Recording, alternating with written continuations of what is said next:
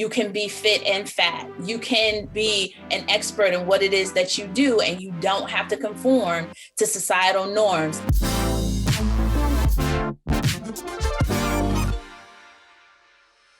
My entire life, I have been told that fatness and fitness do not mix. That if I ever wanted to do anything physical, from an extreme sport to even thinking about walking into a yoga class, I was going to have to lose weight first.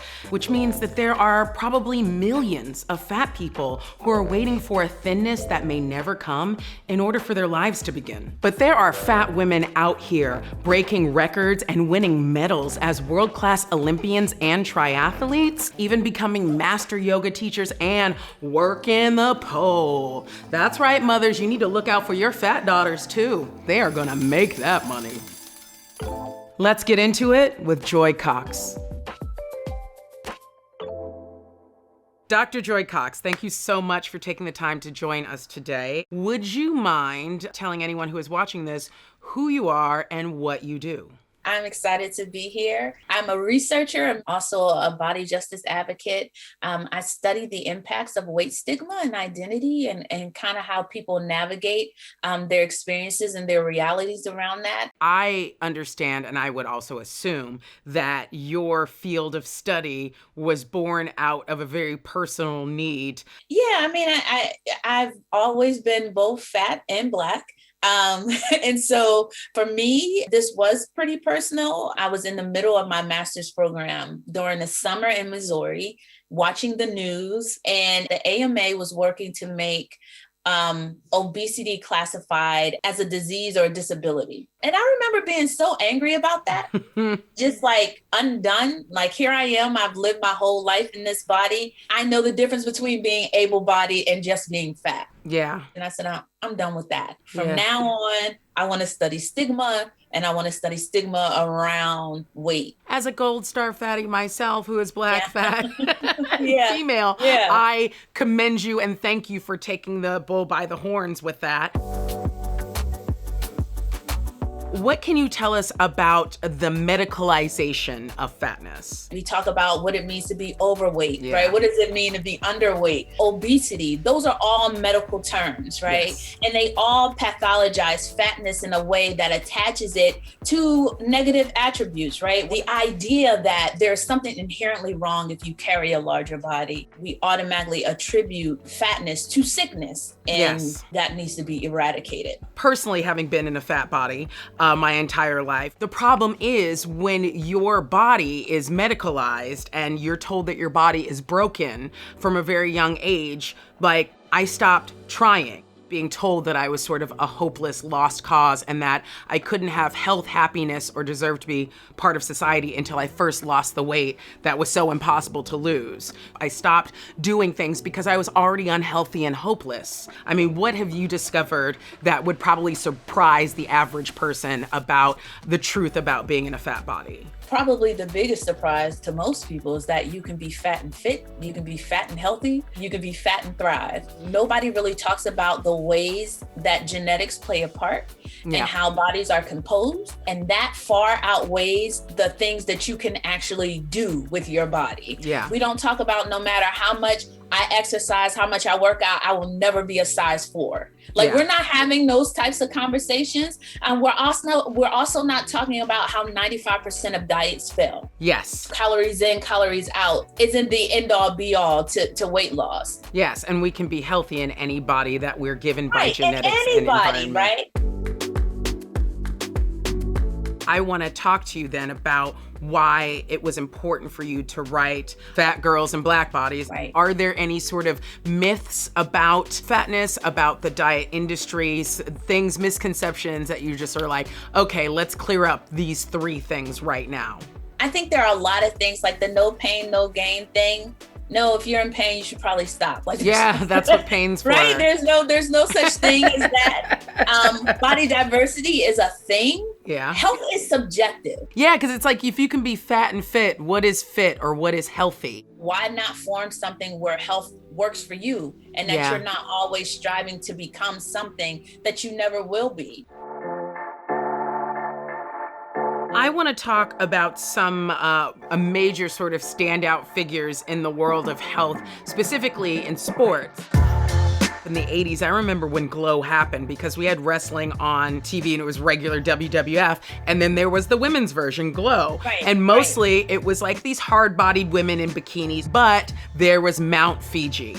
And Mount Fiji was a Samoan woman called Emily Dole. And it was one of those early representations. I'd never seen a fat female athlete before. There were probably little fat girls growing up who seen Mount Fiji and kind of had that same reaction. Like, man, that's awesome. Look at the things that she's doing. Look at the mountains, no pun intended, that she's moving, right? Yeah, Like being who she is, and kind of filling that space and holding that space. Are you familiar with Sharon Alexander, the sumo wrestler? Yes, she's a rock star. She's absolutely, positively awesome. To see her in action, you're just like, OMG. Yeah. This is what we're talking about, right? When we talk about fit bodies, when we talk about you can be fit and fat, you can, be an expert in what it is that you do, and you don't have to conform to societal norms. Like, she is like a billboard for that.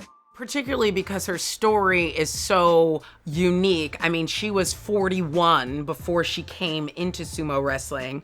Her kids put her forward for this lady sumo show, and she is, a sports person. Right. But there's this interesting fact about sumo wrestlers. They actually do have a relatively low percentage of visceral fat, that even though they are putting on fat on the outside of their bodies and can be quite heavy, they actually have lower levels of visceral fat than like your average sized person. If you're an athlete and you practice movement, you probably have more muscle despite how your body is being presented on the outside.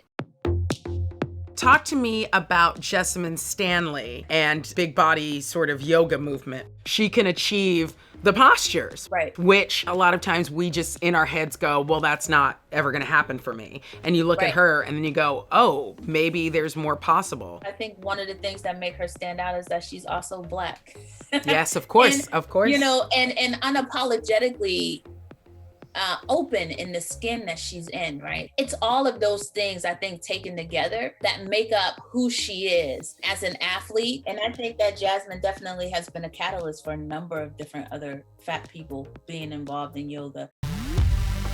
Someone like Sarah Robles, who is a powerlifter, Olympic powerlifter, was right. deemed the strongest person, not male or female person, in America. And I've never heard her name before. Right. And that to me is appalling.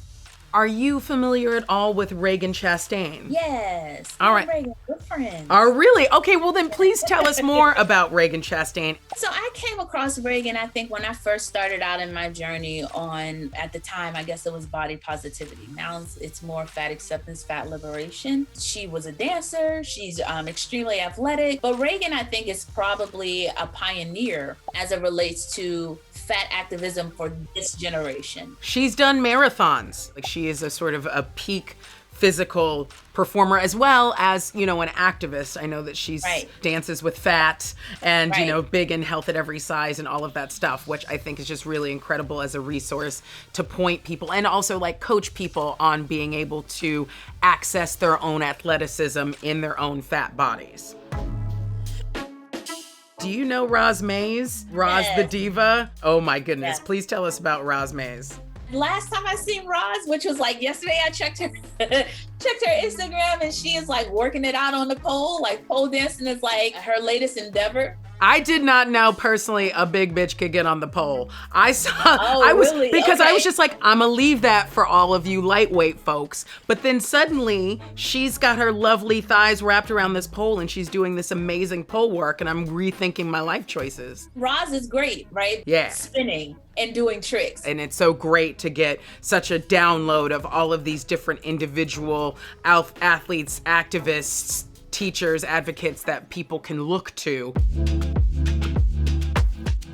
When we talk about powers and we talk about structures in society, people who are not at the top of those power structures are always going to be talked about differently. People who live with identities that are marginalized on more than one front get talked about worse.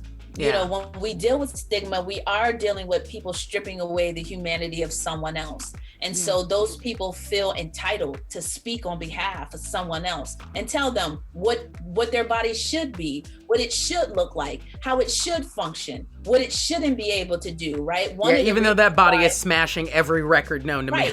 Even fat people sometimes get the publicity that they do get is because there is such a consensus in the general public that your body shouldn't be able to do those things. So it becomes this thing of fascination. I thought bodies like yours weren't supposed to be able to do that. So show me again. You have some splaining to do. I think that we've seen in the media before the way that Serena Williams' body gets discussed. I think one of the reasons why Serena Williams gets so much flack as it related to her body is because it looks the way that it does and she's doing what she's doing, right? And the counterparts, their bodies don't look like that. And there's an expectation that she shouldn't be as fast as she is. She shouldn't be as strong as she is.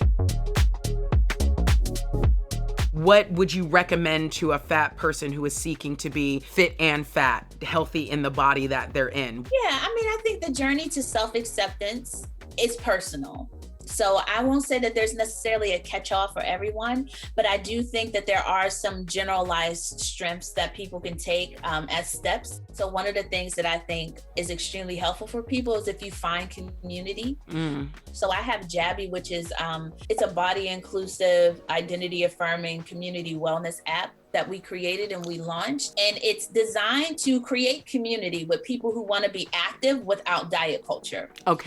So I encourage everybody to find community. People who are like you, people who are moving in the same direction that you're moving in will help to push you where you need to be. Your fitness journey, your health journey is for you. It's not for anyone else. So if you set out a goal to walk down the street and walk back, that's your goal. You go for it, be gentle with yourself. If we heard what we said to ourselves, said to someone else, we'd be up in arms.